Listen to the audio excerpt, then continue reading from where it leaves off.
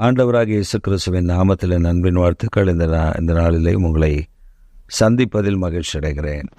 இன்றைக்கு நம்முடைய தியானத்திற்காக நாம் தெரிந்து கொள்கிற வேத வசனம் 1 சாமுவேலின் புஸ்தகம் 17ஆம் அதிகாரம் 47ஆம் வசனம்.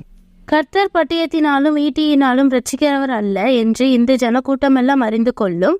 யுத்தம் கர்த்தருடையது, அவர் உங்களை எங்கள் கையில் ஒப்பு கொடுப்பார் என்றனர்.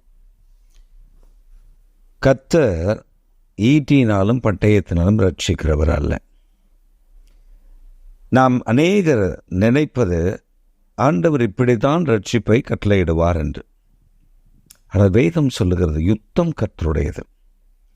அவர் பட்டயத்தையும் வில்லையும் வைத்து ரட்சிக்கிறவர் அல்ல, ஒன்றுமில்லாமலிருந்து நம்மை ரட்சிக்கிறவர். நீங்கள் நியாயாதிபதிகளின் புஸ்தகத்தில் நீங்கள் வாசித்து பார்த்தால் 13ஆம் அதிகாரத்திலிருந்தே சிம்சோனை குறித்து நீங்கள் வாசிக்க முடியும். இந்த சிம்சோன் ஒரு கழுதையினுடைய தாடை எலும்பை வைத்து ஒரு பெரிய வெற்றியை பெற்றான் என்பதாக வேதம் சொல்லுகிறது. நம்முடைய வாழ்க்கையிலேயோ ஆண்டவர் நமக்கு ஒரு ஜெயத்தை கொடுக்க விரும்புகிறார், ஒரு வெற்றியை கொடுக்க விரும்புகிறார், ஒரு ஆசீர்வாதத்தை கொடுக்க விரும்புகிறார், ஒரு நன்மையை கொடுக்க விரும்புகிறார், ஒரு மேன்மையை கொடுக்க விரும்புகிறார். உங்களுக்கு எனக்கும் அதை அருளச் செய்ய ஆண்டவர் ஆயத்தம் உள்ளவராக இருக்கிறார். நாம் நினைக்கிறோம் மனிதனோடு போராடுகிறோம், சத்துருடைய வல்லமைகளோடு போராடுகிறோம், துரைத்தனங்களோடும் அதிகாரங்களோடும் போராடுகிறோம், அந்தகார லோகாதிபதிகளோடு போராடுகிறோம். ஆனால் நம்ம எப்படி வெற்றி பெற முடியும்? அவர் ஈட்டியினாலும் பட்டயத்தினாலும் அல்ல. யுத்தம் கர்த்தருடையது. அவர் நமக்கு ஜெயத்தை கட்டளையிட போதுமான ஆண்டவர் என்பதை நாம் அறிந்து கொள்ள வேண்டும். தாவீது சொல்லுகிறார், நான் உபத்திரவப்பட்டது நல்லது, அதனால் உடைய பிரமாணங்களை கற்றுக்கொள்கிறேன் என்று சங்கீதம் 119ஆம் சங்கீதத்தில் நாம் வாசிக்க முடியும். இன்றைக்கு ஆண்டவர் உங்களை என்னை பார்த்து சொல்லுகிறார், நீங்கள் சும்மா இருந்தால் போதும், அவர் யுத்தம் அவருடையது.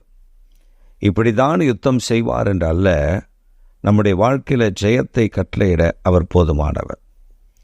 எனக்கு பல ஆண்டுகளுக்கு முன்பு ஒரு சகோதரி எனக்கு தெரியும். அவர்கள் பிசாசின் பிடியில் மிகவும் பாதிக்கப்பட்டு அவர்கள் அலக்கழிப்பு பயங்கரமாக இருக்கும். அவர்களை ஹாஸ்பிட்டல் கொண்டு போவதற்கு டாக்ஸியில் ஏற்றினால் அவர்கள் டாக்ஸியிலிருந்து இறங்கி அவர்கள் ஓடுவார்கள், டாக்ஸியில் அவரை துரத்துவார்கள், பிடிக்க முடியாது. அப்படிப்பட்ட ஒரு ஆவி.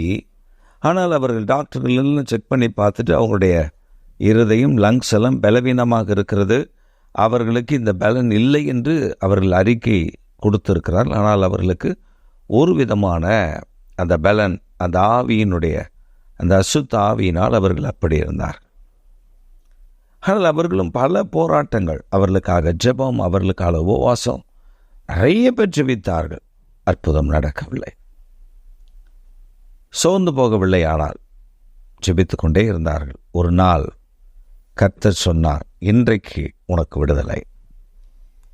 அன்றைக்கு பார்த்தால் அவருடைய வாழ்க்கையில் இதுவரை இல்லாத அளவிற்கு தேவாதி தேவன் அந்த பொல்லாத சத்துருடைய வல்லமையிலிருந்து பிடியிலிருந்து அவர்களை விடுவித்து அவர்கள் பெரிய மகிழ்ச்சி. அந்த அசுத்தாவி அவர்களை விட்டு போனது. அவர்கள் புது பலத்தினால் இடைக்கட்டப்பட்டார்கள். ஆவியில களி கூர்ந்து அவர்கள் கர்த்தரை துதித்தார்கள். அதற்கு பின்பு அவருடைய வாழ்க்கையில கர்த்தர் பல மனிதர்களை ரட்சித்தார். ஒரு கொலைகாரன் எங்கேயோ ஒரு கொலையை செய்துவிட்டு அவன் தப்பித்துக் கொள்வதற்காக இவருடைய வீட்டில் ராத்திரி வீட்டு கதவை தட்டி, அவர்கள் ஏதோ ஒரு ஆபத்து என்று யாரோ வந்து தட்டுகிறார்கள் என்று சொல்லி திறந்த பொழுது அவன் கத்தியை காண்பித்து மிரட்டி, வெளியில் சொல்லக்கூடாது என்று அவன் உள்ளே வந்து உட்கார்ந்து, எனக்கு பசிக்கிறது, ஏதாவது கொடுங்கள். இது எஸ்டேட் வீடு, அதனால் சாப்பாடு எப்பொழுதும் இருக்கும். அவர்கள் உடனே ஆகாரமெல்லாம் கொடுத்து அந்த மனிதனிடத்தில் அன்பாய் இவர்கள் பேசினார்கள். அவங்க சொன்னாங்க, நான் ஆராதிக்கிற இயேசு உன் பாவங்களை மன்னிப்பார் என்று சொல்லி அவனுக்கு இயேசுவின் அன்பை சொன்ன மாத்திரத்தில் அந்த மனிதன் ரட்சிக்கப்பட்டான். அவன் சொன்னான், நான் தவறு செய்து விட்டேன், நான் போய் போலீஸிடத்தில் நானே சரணாகதி அடைந்து என் தப்பிதங்களை நான் ஒத்துக்கொள்வேன் என்று விடிந்த பின்பு அவன் புறப்பட்டு போனான். பாருங்கள், நாம் நினைக்கிறோம் ஒரு வியாதி யுத்தம் பண்ணுகிறோம், ஒரு பிரச்சனை யுத்தம் பண்ணுகிறோம், ஒரு பிசாசின் போராட்டம் யுத்தம் பண்ணுகிறோம். யுத்தம் கர்த்தருடையது.